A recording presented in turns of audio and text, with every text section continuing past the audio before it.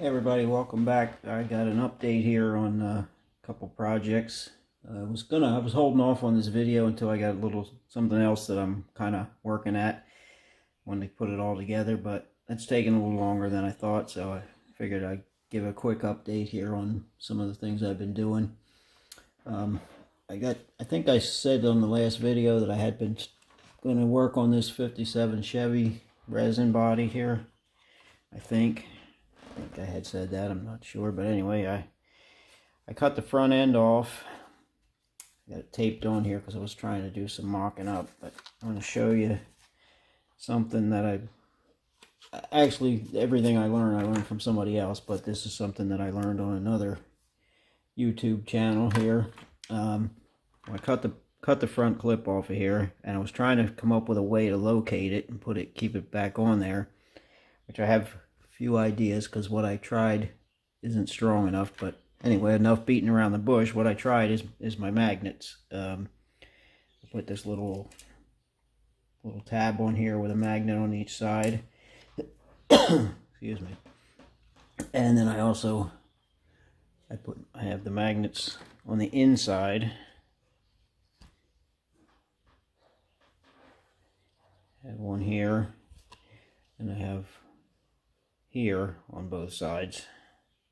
Camera doesn't want to pick it up, it seems like. But when I first put these in, I had the polarity reversed and it was pushing away rather than attracting, so I got that figured out. The front clip is a little too heavy for the strength of these magnets, but you can see it does, yeah, it falls off. But if I hold on to it, like it does, it locates. And what I'm going to do on the front, I'm going to put some pieces in here with like a fork that's going to go into a cross member on the front of the chassis. Speaking of, I got the roll cage made.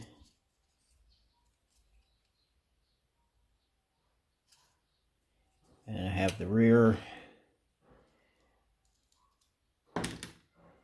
end is painted and assembled.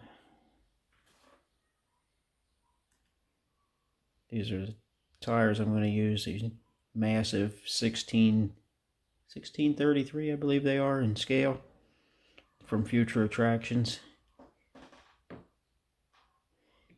And the frame itself, I had to lengthen it, which you can see where I spliced in the white plastic, but unfortunately it wasn't really the splice, but the frame rails, they ran on an angle. There's a lot of warpage in this, so what I did is I cut it off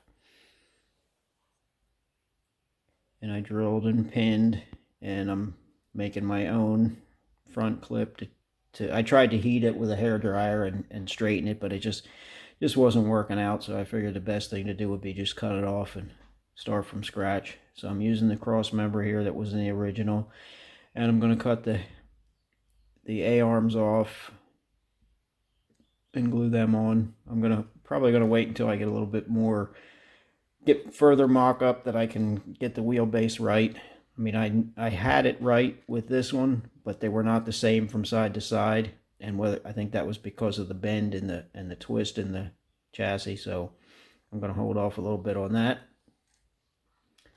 The engine, I'm kind of working at the engine.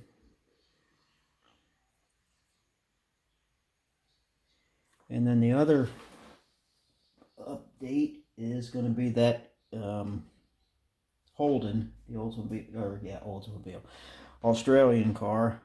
I painted it, and it turned out I wasn't happy with the paint initially, so I changed it.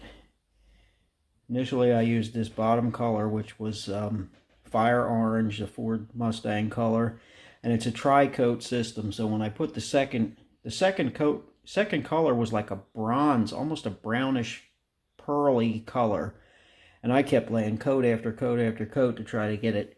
I was thinking it was going to change, but it really didn't change the color at all of the orange.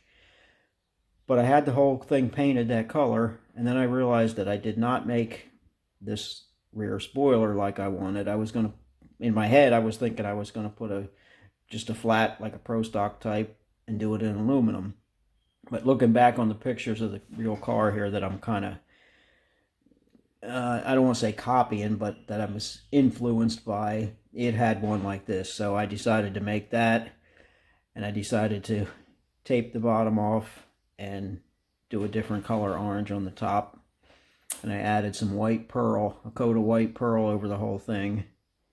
And then went through my decals and found something that suited me. I'm pretty sure there's not going to be any more decals. It's going to be kind of a less is more deal.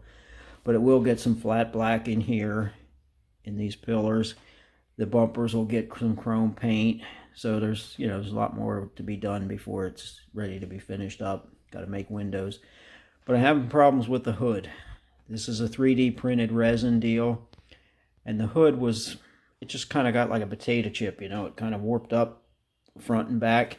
And I had this in hot water 3 or 4 times and bent it back to where it's supposed to be, and it keeps going back to the warpage.